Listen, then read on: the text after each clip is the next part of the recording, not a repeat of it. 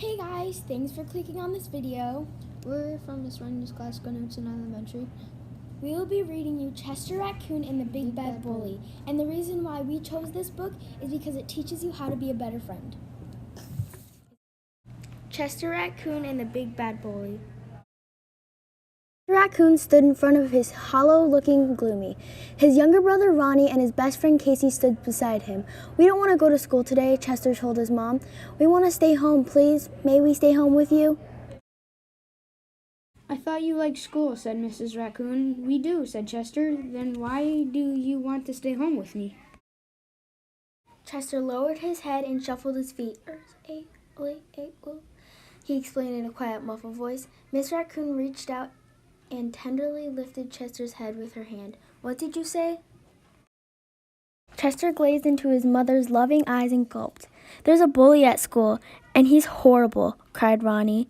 "He's big and mean, and he has giant claws on his hands and feet," wailed Casey. "And fangs," screeched Chester. "And fire comes out of his nose, and if you get in his way, he'll step on your face and squash you like a bug, cried Ronnie. "Oh my, he sounds very scary," said Mrs. Raccoon. "Bullies can be very difficult. I'll tell you what," she told the frightened cubs. "I'll walk you to school and back. Then we can decide what to do about this bully."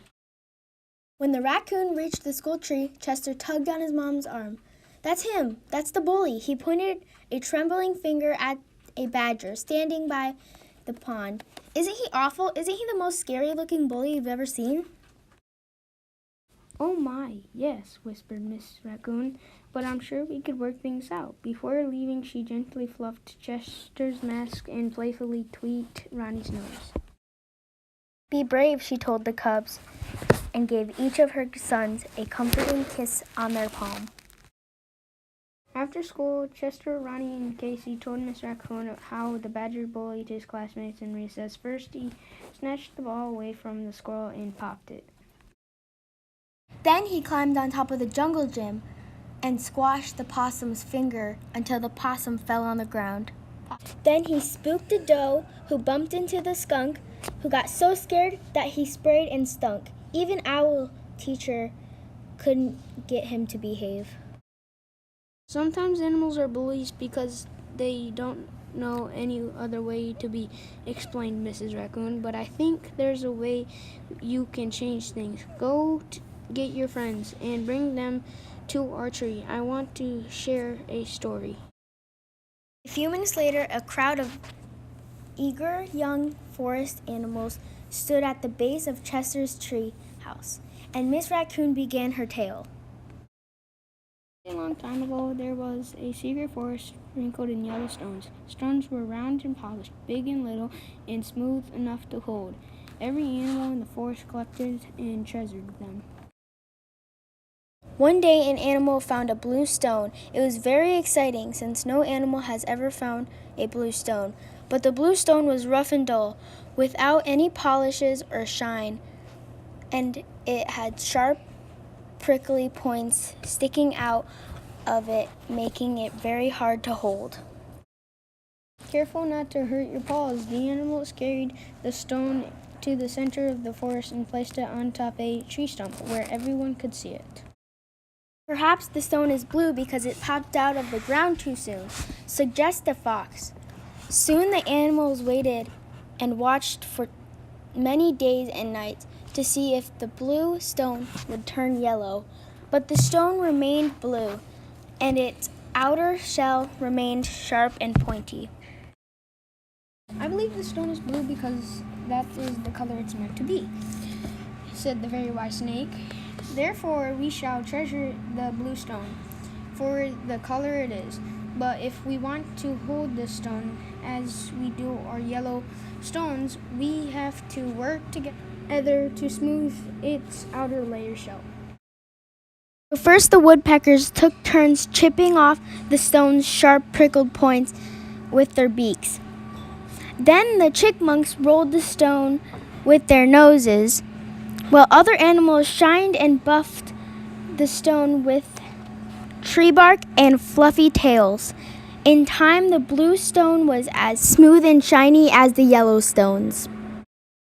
Mrs. Raccoon smiled down at the young animals listening to her story. The badger at your school is just like the blue stone, she explained to Chester and his schoolmates. He is the badger, and that is the way he is meant to be. But if we work together, I think you can smooth out its bullying ways. Next day at school, when the recess bell rang, all the little animals went outside together.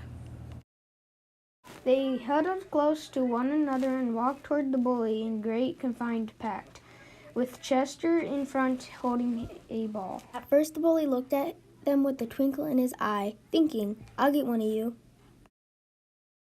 But as the pack got nearer and nearer to him without a hint of fear, the badger's expression changed. His eyes widened and his jaw dropped open. His knees grew weak and wobbly. Suddenly it was the bully who was scared. He began to whimper and squeal, and he thought they're coming to get him back. But there was nowhere to run. He just stood there with his back up against the tree as the schoolmates drew closer and closer and closer. Finally, Chester was nose to nose with the trembling badger. He narrowed his eyes and looked as serious as his little furry face would allow. Then, without hesitation, he held up the ball, looked straight into the bully's eyes, and asked, "Wanna play?" The surprised bully stopped shaking and looked at his classmates, who were laughing and offering friendship. "We want to play with you," he squealed with delight, and gently took the ball out of Chester's hands. "Okay," he told them, "I'll play." So one short moment, the badger softened and the bully became a friend. The badger did not need to bully anyone ever again. Chester glanced towards the wooden path and saw his mother watching and smiling. She placed a kiss in her palm and showed it to her son. Chester did the same and then joined in the fun. Whose sweetness can teach us all about how to be a better friend. After listening to this book, try to be a better friend. For example, if you're getting bullied, be the upstander. Thanks for watching. Bye.